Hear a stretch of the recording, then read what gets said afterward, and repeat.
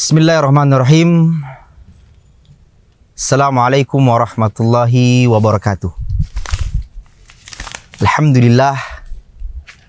Salatu wassalamu ala rasulillah wa ala alihi wa ashabihi wa man tabi'ahum bi ihsan ila yaumil qiyamah. Amma ba'd. Saudara-saudariku yang dirahmati dan dicintai oleh Allah Subhanahu wa taala. Ada sebuah kisah yang insya Allah akan menggugah, mengokohkan dan menancapkan kembali keimanan di dalam hati kita. Kisah sahabat Rasulullah sallallahu alaihi wasallam, Sa'ad ibni Mu'adz radhiyallahu taala anhu. Beliau masuk ke dalam Islam di umur 30 tahun atau 31 tahun. Dan selama perjalanan keislamannya dia terus berjalan istiqomah melaksanakan ibadah, ketaatan, hak-hak Allah Subhanahu wa taala kepadanya. Dan hingga pada akhir dari sebuah hayatnya beliau syahid pada perang Khandaq setelah ia terkena panah dari Hibban bin Qais al-Arqah sampai dia meninggal dunia.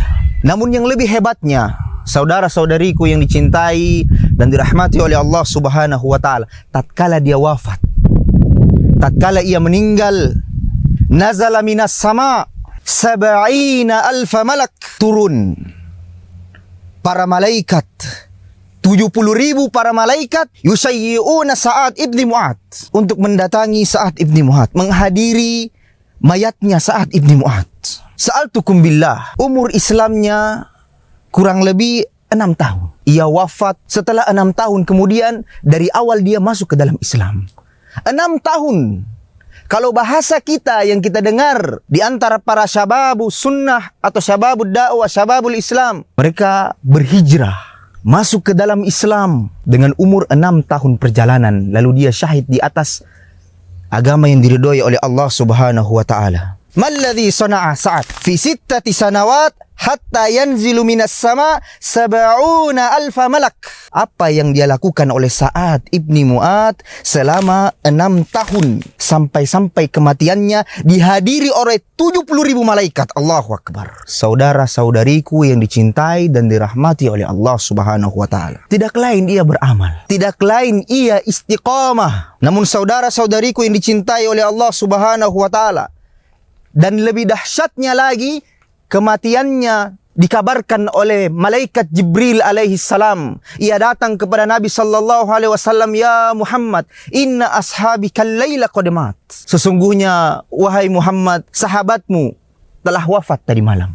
Laqad ihtazza limautihi arsyur rahman. Kematian Sa'ad ibni Mu'adz menggetarkan arsy Allah Subhanahu wa taala. 6 tahun ia beramal, ia beribadah, mempertahankan keislamannya. Maka saudara-saudariku yang dicintai oleh Allah Subhanahu wa taala, pada intinya tunaikan hak Allah Subhanahu wa taala. Tunaikan hak Allah Subhanahu wa taala. Bukankah Nabi sallallahu alaihi wasallam mengatakan, "Ahabbul a'mali ila Allah taala adwamuha awin qallah." Amalan yang paling dicintai oleh Allah Subhanahu wa taala adalah amalan yang konsisten, kontinu, namun dia istiqamah. Meskipun sedikit ia beramal. Kita tahu bagaimana HP ini dibuat, pakaian-pakaian yang tidak memiliki akal, tidak memiliki kehidupan, benda mati bahasanya. Namun ia semua memiliki tujuan pembuatan. Bagaimana dengan manusia? Wa ma khalaqtul jinna wal insa illa liya'budun.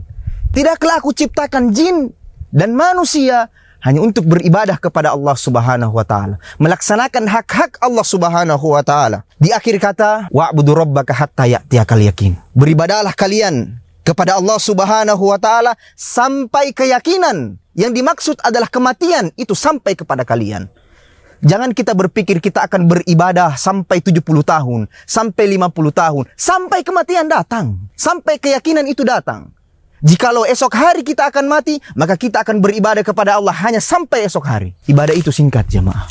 Hanya sampai kematian, sampai keyakinan. Maka istiqomalah dalam peribadatanmu kepada Allah Subhanahu wa taala, yang insya Allah bagi orang-orang yang istiqamah dalam peribadatannya, innalladzina qalu rabbunallaha tsumma istaqamu tatanazzal alaihimul malaikah alla takhafu wa la tahzanu wa abshiru bil jannah allati kuntum tu'adun. Dialah orang yang ia mengakui Allah Subhanahu wa taala Rabbnya, melaksanakan peribadatannya dan dia istiqamah sehingga malaikat mendatangi menjelang kematiannya Jangan engkau takut, jangan engkau khawatir. Telah datang kabar gembira berupa surga dari Allah Subhanahu wa taala. Maka saudara-saudariku yang dicintai dan dirahmati oleh Allah Subhanahu wa taala, semoga pada kesempatan kali ini bermanfaat bagi kita semua. Wa akhiru da'wani alhamdulillahi rabbil alamin. Assalamualaikum warahmatullahi wabarakatuh.